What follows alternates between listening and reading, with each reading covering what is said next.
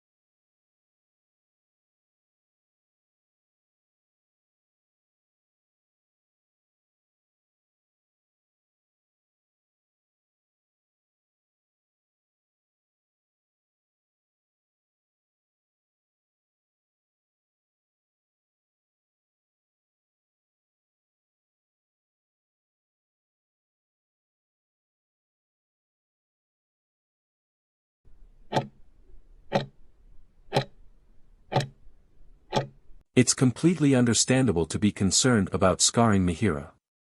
I want to reassure you that while some scarring is a natural part of the healing process, it does tend to fade significantly over time. It's very rare for scars to completely disappear, but they often become much less noticeable.